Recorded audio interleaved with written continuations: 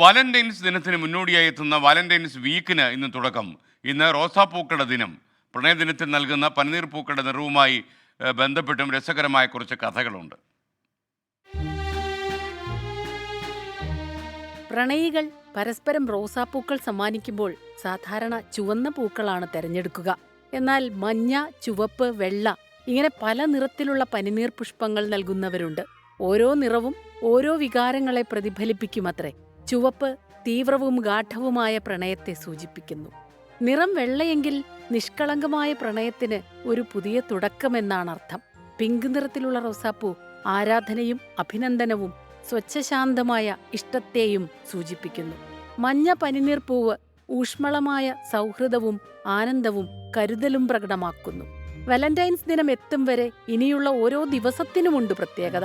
ഒരു ദിവസം പൂവിനു പകരം പൂച്ചെണ്ട് സമ്മാനിക്കും. 2-ാം ദിനം പ്രണയം വെളിപ്പെടുത്തുന്നതിന് പറ്റിയ ദിനം. 3-ാം ദിനം പല രുചിയുള്ള ചോക്ലേറ്റ് സമ്മാനിക്കുന്നു. പിന്നെയുള്ളത് ടെഡി ഡേ ആണ്. പ്രണയികൾ പരസ്പരം സ്നേഹവാഗ്ദാനങ്ങൾ എഴുതിയ കുറിപ്പുകൾ കൈമാറുന്ന ദിവസമാണ് അടുത്തത്. തീർന്നില്ല. സ്നേഹത്തോടെ ആലിംഗനം ചെയ്യുന്നതിനും ചുംബിക്കുന്നതിനും ഓരോ ദിനമുണ്ട്. രണ്ടുപേർ ചുംബിക്കുമ്പോൾ ലോകം മാറുന്നു. ഒക്ടോവിയ പാസിന്റെ വരികളാണ്.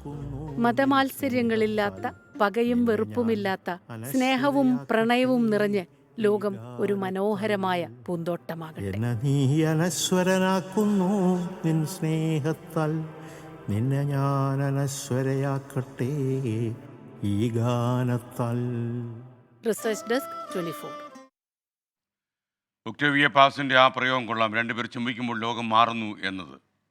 ലോകത്തെവിടെയായാലും ഏത് സമയത്തും 24 വാർത്തകളും ഓഗ്മെന്റഡ് റിയാലിറ്റി പാക്കേജുകളും എക്സ്പ്ലെയിനറുകളും വിശദമായി കാണാൻ ഞങ്ങളുടെ യൂട്യൂബ് ചാനൽ നിങ്ങൾക്ക് സബ്സ്ക്രൈബ് ചെയ്യാം.